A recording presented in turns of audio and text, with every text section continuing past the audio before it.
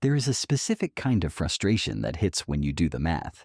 You add up what comes in, you subtract what goes out, and the number left over, the number that is supposed to represent your financial progress, is so small that you sit with it for a moment and then close the app.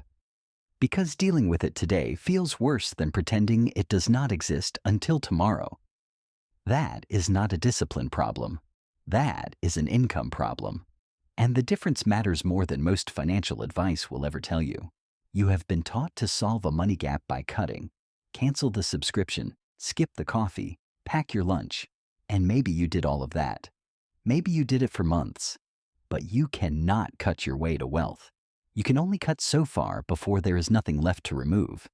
The ceiling on expense reduction is 0. The ceiling on income is not.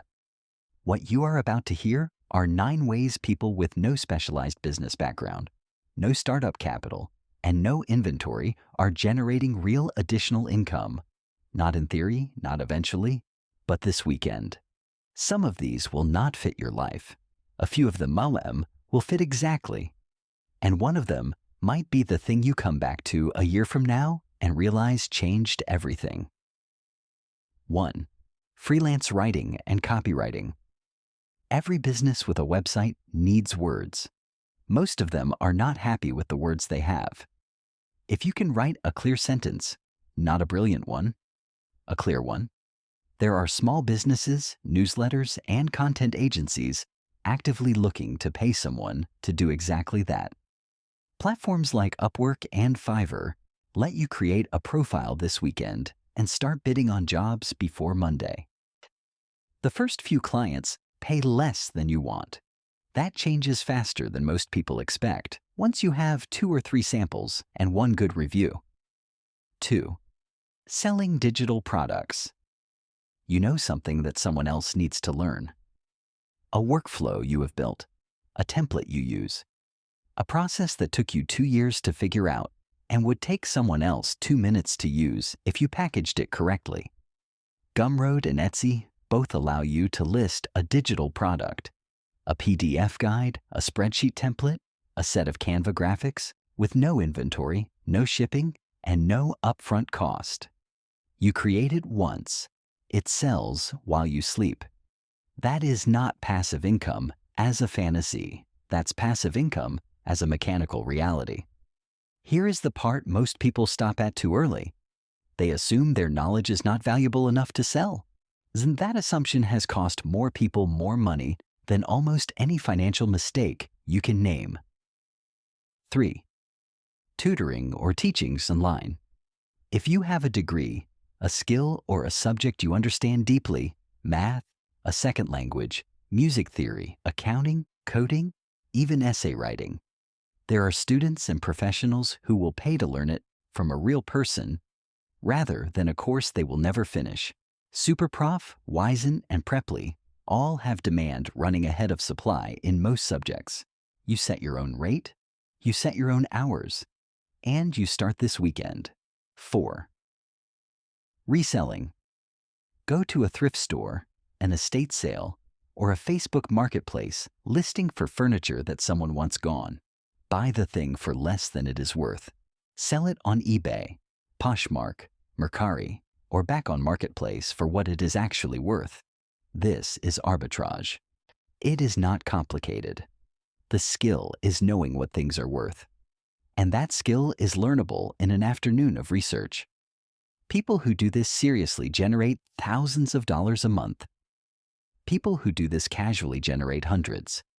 Both of those numbers are better than 0. 5. Gig economy delivery and services. This is the most immediate option on this list and the least scalable, which means it belongs here as a starting point, not a destination. DoorDash, Instacart, TaskRabbit, and similar platforms will have you earning this weekend with nothing but a phone, a vehicle, and a verified account. Use it to generate cash now while you build something with a higher ceiling in parallel. The mistake is treating this as a long-term income strategy. The smart move is treating it as a bridge. 6. Virtual assistants, entrepreneurs, coaches, consultants, and small business owners are constantly overwhelmed by the administrative work that surrounds their actual work. Email management, calendar scheduling, customer follow-up, data entry, social media posting. They know it needs to be done. They do not have time to do it. They will pay someone organized and reliable to take it off their hands. You do not need a certification. You need a professional email, a one-page description of what you can handle, and 1 or 2 people to send it to. LinkedIn and Facebook groups for small business owners are where this conversation starts. 7. Print on demand. You design it. A third-party service prints it, packages it, and ships it when someone buys it. You never touch inventory. Redbubble, Merch by Amazon, and Printful integrated with an Etsy shop are the standard entry points. The designs that sell are not always the most artistic ones. They are the ones that speak to a specific identity or community. Teachers, dog owners, people from a specific city, fans of a niche hobby. Pick a group, understand what they find funny or meaningful, and make something for them specifically. The economics become interesting quickly. 8. Social media management for local businesses. Look at the Instagram or Facebook page of the last local restaurant, salon, or gym you visited. There is a reasonable chance it has not been updated in 3 weeks. The photos are low quality, and the last post has 4 likes. That business owner knows this is a problem. They do not have time to fix it. And if you understand how social media works, even at a basic level, you can offer to manage one platform for one business for a flat monthly fee. Start at a rate that feels almost too low. Land the first client. Get the result. Raise the rate. Repeat. 9. Coaching or consulting in what you already know. This one makes people uncomfortable because it requires believing that your professional experience or hard-won personal knowledge is worth paying for. Here's the test. Have you ever solved a problem that someone else you know is still stuck on? Have you navigated something, a career transition, a health transformation, a business decision, a creative process that other people consistently ask you about? That conversation you keep having for free is a service. It can be a paid one. No, you do not need a coaching certification to have a useful perspective. You need clarity on exactly who you help, what specific outcome you help them reach, and a simple way to communicate both. The reason most people never start a side hustle is not laziness. It is the same system that never taught you what compound interest actually does to your savings, never explained the difference between an asset and a liability, and handed you a diploma without a single class on how money actually works. You are not set up to think about income as something you could build, only something you received. That was not an accident. If this reframing landed the way it should, save this video. The next time you are staring at a budget that will not stretch any further, what you need is not another spending cut. It is one of these 9 options revisited with fresh eyes. The people who move forward after watching something like this are not the ones who needed the most information. They are the ones willing to treat their own knowledge and time as a resource worth developing, rather than waiting for someone else to assign it a value.